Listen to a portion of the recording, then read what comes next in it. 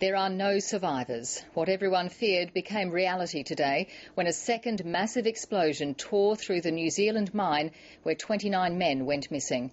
Police say there is no chance of finding anyone alive. The news prompted anguished scenes as distraught relatives wept, shouted and collapsed with grief. New Zealand's Prime Minister says it's a national tragedy. The local mayor described it as the region's darkest hour. Authorities believe a lethal build-up of gases ignited the entire mine 5 days after the initial blast. We'll cross live to New Zealand shortly, but first our correspondent there, Dominique Schwartz, on today's devastating blow.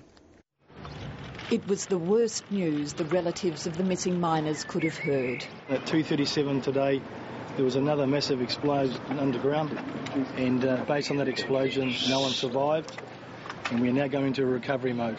Despite the warnings that a second explosion was always possible, the reality came as a total shock. We thought they were going in for a rescue mobilisation, and then we got told to hush up, and then they told us a second explosion took place, and that's when people got up and started yelling abuse, saying, well, you had your window of opportunity 5 days ago, why didn't you take it?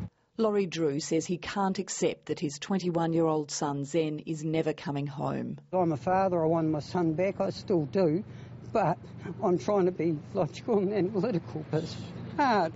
Pike River Coal Chief Executive Peter Whittle was at the mine this afternoon and saw the explosion on closed-circuit television.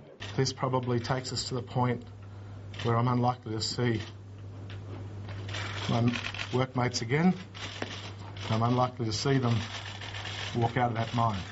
Among those 29 workmates are two Queenslanders, 25-year-old Joshua Ufer and 49-year-old William Joinson. To those families, we especially say we want you to have our condolences. We want you to understand that the nation is grieving with you at this dreadful and difficult time. New Zealand stands shoulder to shoulder with you. Though we cannot possibly feel this pain as you do, we have you in our hearts and our thoughts.